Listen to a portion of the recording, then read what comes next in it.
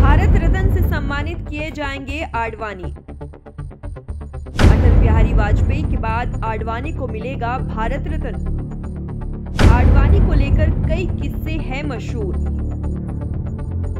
चुनावी हार के बाद फिल्म देखने गए थे आडवाणी। लाल कृष्ण आडवाणी को भारत के सर्वोच्च नागरिक पुरस्कार भारत रत्न से सम्मानित किया जाएगा। अटल बिहारी वाजपेयी के बाद लाल कृष्ण आडवाणी भाजपा से संबंध रखने वाले ऐसे दूसरे नेता होंगे जिन्हें भारत रत्न से सम्मानित किया जा रहा है। प्रधानमंत्री नरेंद्र मोदी ने शनिवार को लाल कृष्ण आडवाणी को भारत रत्न दिए जाने की घोषणा की।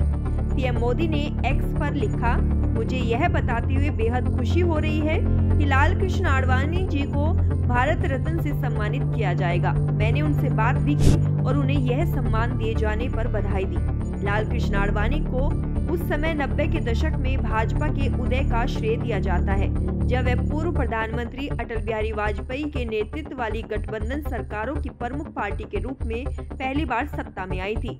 लाल कृष्ण आडवाणी को लेकर यूं तो कई किस्से मशहूर है, मगर एक किस्सा यह भी है कि वे चुनावी हार के बाद फिल्म देखने गए थे।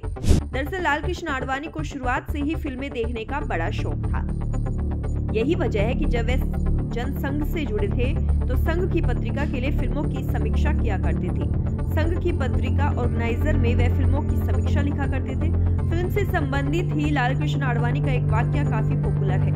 यह बात साल 1958 की है, जब लाल कृष्ण आडवाणी जनसंघ में हुआ करते थे। उसी वक्त अटल बिहारी वाजपेयी भी जनसंघ से जुड़े थे। उस वक्त दिल्ली की स्थानीय निकाय चुनाव में जनसंघ की हार हुई थी, जिससे लाल कृष्ण आडवाणी काफी निराश हो गए थे। उस पल को याद कर लाल कृष्ण आडवाणी ने एक इंटरव्यू में कहा था, जब जनसंघ से जुड़े थे तब हम वह उपचुनाव हार गए थे। इससे हम लोग काफी निराश थे। हम चुपचाप शांत बैठे थे।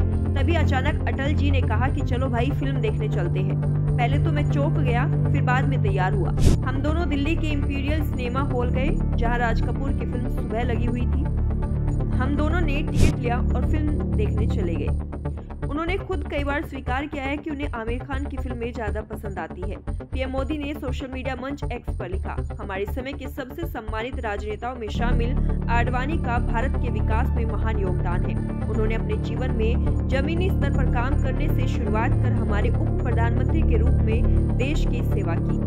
प्रधानमंत्री ने कहा कि हमें यह बताते हुए बेहद खुशी हो रही है कि आडवाणी को यह सम्मान दिया जाएगा। पीएम मोदी ने सबसे लंबे समय तक भाजपा के अध्यक्ष रहे आडवाणी से बातचीत की और उन्हें बधाई दी। लाल कृष्ण आडवाणी को उस समय 90 के दशक में भाजपा के उदय का श्रेय दिया जाता है।